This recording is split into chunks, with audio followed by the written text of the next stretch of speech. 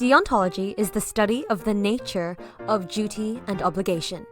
According to this theory, there are a bunch of set rules that determine if an action is good or bad. Actions that obey these rules are deemed as good, and actions that don't obey it are wrong. Instead of looking at the consequences of one's actions like utilitarianism, deontological ethics looks at the actions themselves and its intentions. Deontology wants you to do the right thing and perform actions because it's the right thing to do, and to not do wrong things and avoid them because they are simply just wrong. Examples of these rules would be don't lie, don't steal, and don't cheat.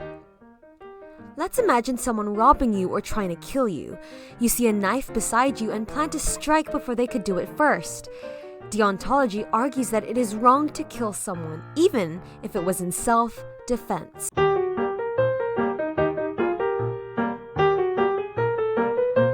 Immanuel Kant, born 1724 and died in 1804.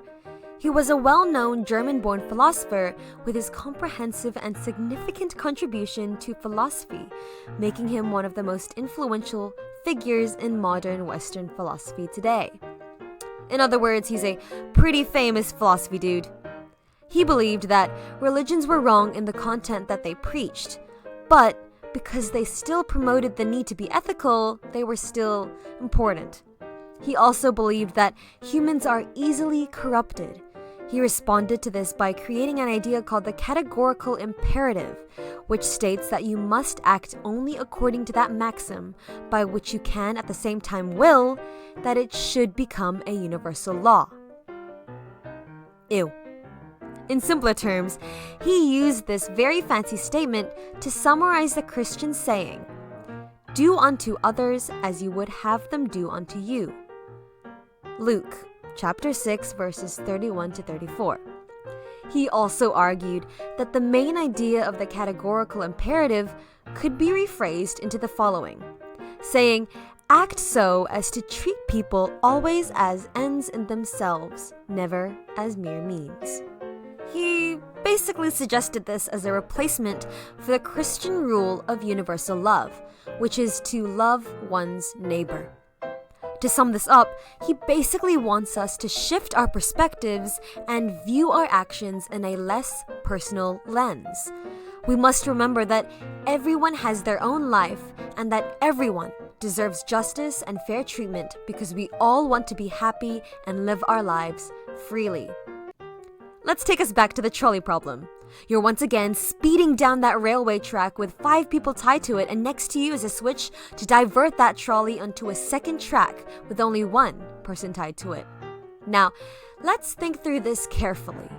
A utilitarian would divert the trolley onto the track with the 1 person because they value the consequence that produces the greatest amount of happiness for the greatest amount of people. We could argue that a deontologist wouldn't divert the track because that is intentionally killing someone, and it is wrong to have blood on our hands. But if we choose to do nothing, that is making the decision to let the 5 people die. So what would a deontologist do? Deontology says that we shall not murder, but no matter what, we'll be directly or indirectly responsible for murder. This leads us to our second thinker, Frances Kham, an American philosopher. She proposed something called the principle of permissible harm, which still believes in Kant's categorical imperative and moral laws, but the main difference is it provides guidelines for when you have no choice but to do morally bad things. In the trolley problem, you will be killing a person if you switch the tracks, and 5 people if you don't do anything. So no matter what you do, there is no good option here. The principle of permissible harm basically says that you can harm others only and only if the harm is an aspect of the greater good. In the trolley problem, the greater good would be letting 5 people live over the 1 person. Therefore, a deontologist, following the principle of permissible harm, would divert the trolley to that 1 person and let the 5 people live. Your keywords today are actions, intentions, follows, and rules. Deontology looks at the actions and intentions of each scenario and deems the morally right action to be the one that follows the moral rules. To compare deontology with utilitarianism, utilitarianism would judge the actions by their results and consequences, weighing the benefits and the costs. For deontology, as long as you only follow the rules, you are morally righteous. Jeremy Bentham, born 1748 and died in 1832, is considered the father of this following thought experiment called the ticking time bomb argument. Our story takes place in England.